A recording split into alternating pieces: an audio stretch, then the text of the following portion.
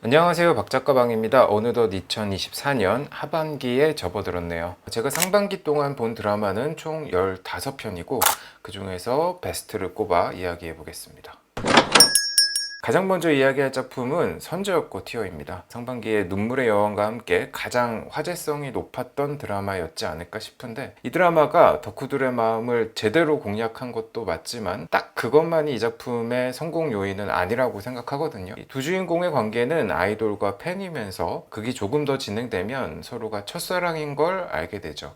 이 작품은 타임슬립을 사용해서 이 둘을 첫사랑에 설레는 순간으로 끊임없이 되돌려 놓습니다. 그러니까 이 드라마가 시청자와 교감하는 방법은 최애와 팬이 만나는 판타지와 더불어서 만약 과거로 돌아가 첫사랑과 재회해야 한다면 나는 어떤 선택을 할 것인가를 상상하게 하는 요인도 주요했다고 생각해요. 그리고 이 작품의 한쪽에선 헤어짐을 반복하는 슬픈 스토리가 자리 잡고 있다면, 다른 한쪽은 두 주인공 사이에 피어나는 무척 명랑하고 풋풋하고 건강한 사랑 이야기가 자리 잡고 있죠.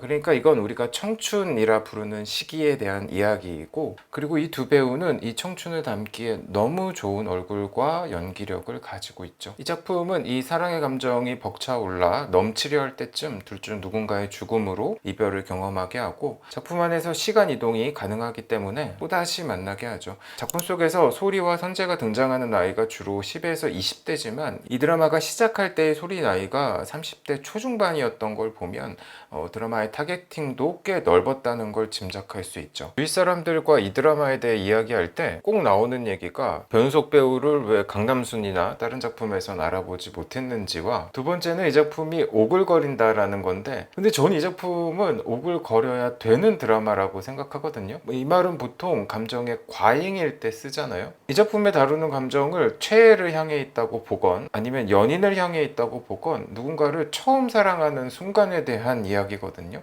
당연히 감정이 요동칠 수밖에 없고, 실제로 이 드라마는 이 첫사랑이 가진 여러 감정을 주요한 에피소드로 꾸준히 다루고 있죠. 그리고 시청자들 역시 주인공의 이런 모습을 보면서 물론 추억 보정을 과하게 먹여야 하긴 하지만 소리나 선재처럼 예쁘고 풋풋했던 자신의 과거를 떠올리지 않았을까 싶어요. 그리고 저는 이런 청춘 로맨스 드라마로 세대가 묶이는 게 되게 좋은 현상이라고 생각하거든요. 예를 들어서 상견례를 보고 자란 세대가 있고, 또 그보다 앞서 꽃보다 남자를 보고 자란 세대가 있죠. 시간이 지나면 그때 내가 그걸 왜 좋아했지 싶을 수도 있지만, 그걸 떠올리는 게 결코 불쾌한 감정도 아니고, 또 같은 것을 보고 자란 사람들과 이야기를 나누면서 오는 정서적 공감대도 있죠. 두 주인공은 이미 극찬을 받고 있기 때문에 전 다른 한 분만 언급하면 서혜원 배우입니다. 저는 환원과 사내 맞선에서 봤던 기억이 나는데, 딱 이 배우만이 할 수 있는 재밌고 독특한 코미디 연기 영역이 있는 것처럼 보입니다.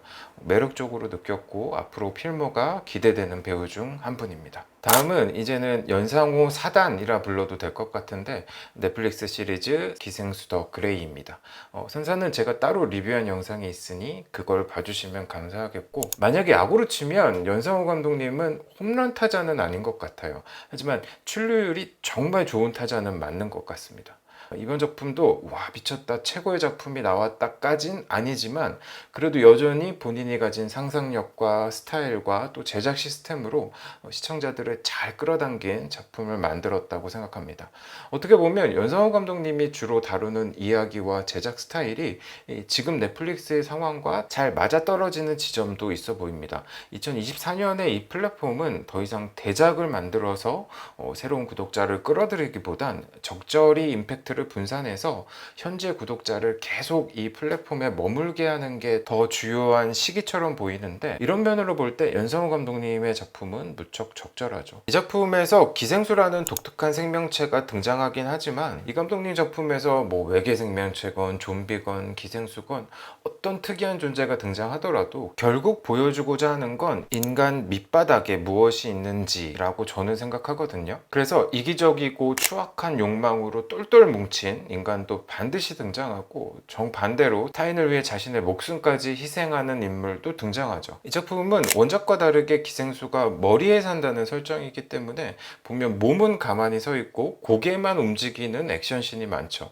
이렇게 되면 어쩔 수 없이 정적으로 보이는 경우가 많은데 이 작품에선 뭐 놀이공원이나 고속도로처럼 환경에 변화를 주고 또 차 안이나 창고처럼 공간을 좁게 한정하면서 이 포맷에서 할 수 있는 재밌는 연출을 뽑아냈다고 생각합니다. 몇 가지 단점을 얘기하면 연상호 감독님의 거의 모든 작품을 관통하고 있는 키워드는 부모의 부재거든요. 주인공들은 그 트라우마 때문에 삐뚤어지거나 악행을 하고 또 반대로 그것을 극복하기 위해 발버둥치죠.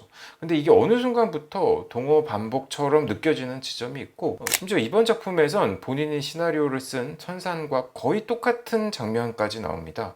버림받은 주인공이 새살림을 차린 옛 부모를 찾아가서 몰래 집안을 훔쳐보다가 걸려서 다시는 찾아오지 말라는 이야기와 함께 떠나는 상황이죠. 저는 한 작가가 하나의 트라우마를 반복해서 다루는 걸 좋아하지만 작품마다 그것을 보여주는 방식은 달라야 한다고 생각하는데 지금 같은 경우는 심지어 상황과 대사와 앵글까지 비슷한 상황이 돼버렸죠. 또 하나는 연상호 감독님 작품에 꼭 등장하는 광인 캐릭터입니다. 이 작품에선 이정현 배우가 맡은 최준경 팀장이죠. 이 캐릭터에 대해 뭐 만화적이다, 과장됐다 같은 평가가 있는 걸로 아는데 뭐 저도 공감하는 면이 있지만 조금은 다르게 생각하는 게 오히려 이런 캐릭터가 있기 때문에 연상호라는 인장이 새겨지거든요. 그리고 원래 연상호 감독님은 관객이 보기 편한 영화를 만들던 분은 아니었고 관객을 불편하게 만들어서 우리가 익숙하다 여기던 것을 되돌아보게 만드는 감독에 가까웠죠. 근데 문제는 이렇게 특이한 성격으로 시작한 캐릭터가 극 중반쯤 되면 무척 평범하고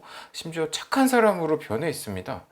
그리고 그 변화 과정을 보여주는 뚜렷한 사건이 없기 때문에 이 인물을 이해하기가 조금 어려워지죠. 그래도 전 이 감독님의 개성이 좋고 이 개성을 대중적으로 풀어내기 위해 계속 시도하는 모습을 좋아합니다. 어떻게 보면 좀 미운 정이 더 많이 든 감독 같은데 곧 지옥 시즌2도 나오면 리뷰를 할 예정입니다. 다음은 이렇게 고자극 시대에 잔잔하게 사람 사는 이야기를 한 두 작품을 묶어서 같이 소개해 드리겠습니다. 첫 번째는 닥터슬럼프입니다.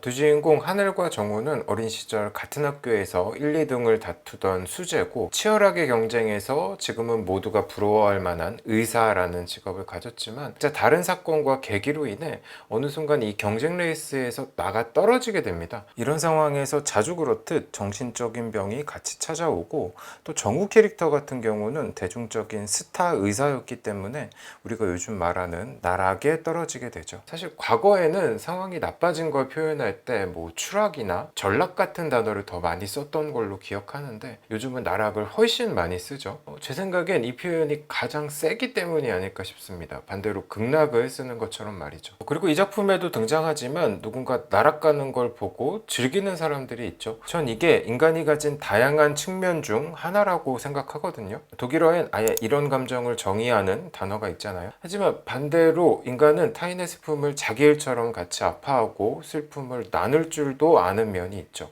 이 작품은 이렇게 밑바닥까지 떨어진 두 주인공이 서로를 의지하면서 다시 일어서는 이야기고 또 그 과정이 결코 쉽지만은 않다는 것 역시 섬세하게 보여주고 있는 드라마입니다. 다만 너무 힐링 도서의 문장처럼 느껴지는 대사들이 있지만 그럼에도 그 대사들이 좋고 박신혜 배우를 비롯해 다들 연기를 잘하기 때문에 부음에 빠져들게 되죠.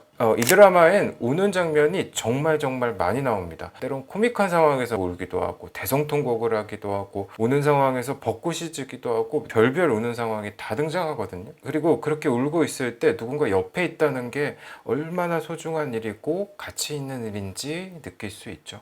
한 시인이 쓴 것처럼 운다고 달라지는 것은 아무것도 없지만 그래도 같이 울면 덜 창피하고 조금 힘도 되는 그런 이야기입니다. 다음은 모래도 꽃이 핀다입니다. 이 드라마는 아마도 못 보신 분이 더 많지 않을까 싶은데 요즘 다시 수요층이 생기고 있지만 씨름이란 소재가 살짝 진입장벽이 있고 제목도 이 작품이 전하고자 하는 게 담겨 있긴 하지만 살짝 아쉬움이 남죠. 이 드라마는 한 어촌 마을에서 벌어진 살인사건을 추적하는 잘 짜인 추리극이면서 주인공 백두의 다소 느리지만 꾸준히 앞으로 나가는 성장담이면서 백두가 사는 마을에 다양한 인물 하나하나를 애정있게 바라본 작품이라고 생각합니다. 장동윤 배우가 연기하는 김백둔에는 씨름 집안입니다. 아버지부터 두 형까지 모두 천하장사 출신이죠. 백두 역시 어린 시절엔 씨름 천재라고 불렸지만 지금은 그저 그런 선수가 됐고 이제 씨름을 계속 해야 할지 말아야 할지 기로에 서 있죠. 근데 이 캐릭터의 매력은 우유부단하단 겁니다. 어떻게 보면 어린아이처럼 순수한 거고 또 다르게 보면 저래서 밥벌이는 할 수 있을까 싶은 생각이 드는 인물이거든요. 백두는 은퇴라는 중요한 결정을 술 취해서 선언했다가 자고 일어나선 이거 은퇴까지는 아닌데 하고 후회를 합니다. 또 자기가 급박한 상황임에도 주변 사람들을 챙기고 신경 쓰느라 오히려 자신이 손해를 봅니다. 심지어 씨름 경기에서도 그런 일이 발생하죠. 이 인물은 다른 사람들은 단점이라고 여길 우유부단한 성격 때문에 인생에 이상한 굴곡이 생깁니다. 그리고 전 그게 한 사람이 성장하는 과정처럼 보였어요. 그 굴곡이 있기 때문에 내가 왜 이걸 잘하고 싶은지, 정말로 내가 씨름을 좋아하는지, 이 씨름 집안에서 내가 누구를 위해 이 일을 하고 있는지 같은 질문을 하게 됩니다. 또 여기에 마을에서 벌어진 살인사건과 그것에 수사하는 어린 시절 친구 오유경이 등장하면서 이야기의 구조도 신선합니다. 엄청 유명한 스타가 등장하진 않지만 주연부터 조연까지 고른 연기를 보여주고, 저는 장동윤 배우도 그렇고 이주명 배우 역시 이전보다 훨씬 매력적으로 다가왔던 작품입니다. 마지막으로 소개할 드라마는 커넥션입니다. 아직 2회차가 남아있는 상황이지만 그럼에도 이 작품을 소개하는 건 정말 재밌기 때문입니다. 또 지금까지 이야기를 끌고 온 작가와 연출자의 능력으로 볼 때 이야기가 갑자기 산으로 갈 가능성은 별로 없어 보이기 때문이기도 합니다. 지금 시점에서 저에게 상반기 드라마 베스트를 꼽으라면 커넥션과 살인자 이응난감을 꼽고 싶습니다. 살인자 이응난감은 사실 멋을 많이 낸 작품이죠. 패션으로 치면 착장도 특이하고 걸친 액세서리도 많고 화려한데 그걸 또 잘 소화해서 멋있는 느낌이었다면, 커넥션은 굉장히 노련한 드라마입니다. 마약에 중독된 형사가 그 마약과 관련된 수사를 한다는 건 사실 새로운 이야기는 아닙니다. 하지만 이야기하는 사람에 따라 이 익숙한 이야기가 얼마나 새롭게 다가올 수 있는지 보여주는 작품이죠. 작품 제목처럼 등장하는 인물 모두가 각기 다른 감정과 사건으로 연결되어 있습니다. 이 작품의 포스터도 이걸 잘 보여주고 있죠. 이들 대부분이 고교 동창이고, 저는 이 작품의 스토리는 우정에 대한 각기 다른 정의로 발생한 연쇄적인 사건이라고 생각합니다. 어떻게 보면 이 모든 일의 책임은 그 당시의 교육 환경과 부모를 포함해서 교육자가 져야 하는 게 아닐까 싶은 생각도 듭니다. 이와 마지막을 보면 오윤진과 허주송이 이 학교에 전학을 오게 되는데, 제 생각에 이때 이 작품의 핵심적인 대사가 등장합니다. 선생님은 이들에게 반에 걸려있는 학습 신조를 외우라고 합니다. 세 가지 모두 중요하다고 생각하는데 가장 중요한 건 이 맨 마지막에 있는 친구에게 도움이 되는 사람이 되자라고 저는 생각하는데, 오윤지는 이것을 쭉 읽다가 이런 말을 합니다. 선생님, 근데 친구가 꼭 도움이 돼야 하나요? 도움이 되든 안 되든 가리지 말고 잘 지내는 게 친구 아니냐고 반문하죠. 그리고 이 작품은 이 우정을 이용하는 인물, 권력관계로 삼은 인물, 주종관계로 삼은 인물, 또 끝까지 지키려고 자기 목숨을 건 인물 등 다양한 인간 군상을 보여줍니다. 재경과 윤진이 살짝 연인으로 발전할 여지가 있어 보이지만 아마 이야기가 거기까지 확장되진 않을 것 같은 게, 이 작품은 처음부터 우정이라는 것에 확실하게 초점을 잡고 있기 때문입니다. 여기 나오는 모든 배우들이 연기를 잘하기 때문에 누굴 언급해도 이상하지 않고, 또 청소년 시기를 연기하는 배우들도 좋은데 외모와 분위기도 비슷한 배우들을 잘 캐스팅했더라고요. 지성 배우나 전미도 배우, 권유 배우 같은 경우는 원래 잘하는 분들이니까 이번에 새롭게 알게 된 배우들 몇 분만 언급을 하면, 우선 허주송 역의 정순원 배우를 이야기하고 싶습니다. 이 작품은 주로 긴박하고 스릴 넘치는 상황을 다루고 있지만 또 반드시 템포 조절을 해야 되는데, 딱 이 허주송 캐릭터가 등장하면 그게 차분하게 환기되는 느낌이 들더라고요. 배우가 가진 안정감도 있고 말투에서 오는 신뢰도 있죠. 근데 이 차분한 인물이 윤진을 보호하기 위해 그 태진을 업어칠 때 반전도 대단했습니다. 또 다른 배우는 정윤호 역의 이강욱 배우입니다. 이 인물은 끊임없이 친구들 눈치를 보면서 또 충동적인 면을 동시에 가지고 있죠. 그래서 어디로 튈지 무슨 행동을 할지 예측이 잘 안 되죠. 이 작품에서 정윤호 클로즈업이 들어갈 때가 제일 무서웠고, 또 박준서 아역으로 나왔던 이연소 배우와 오윤진 배우 아역인 김민주 배우 역시 신선하게 다가왔습니다. 오늘 준비한 콘텐츠는 여기까지입니다. 시청해주셔서 감사드리고 후반기에 또 다른 좋은 작품으로 찾아뵙겠습니다. 구독과 좋아요도 부탁드립니다. 고맙습니다.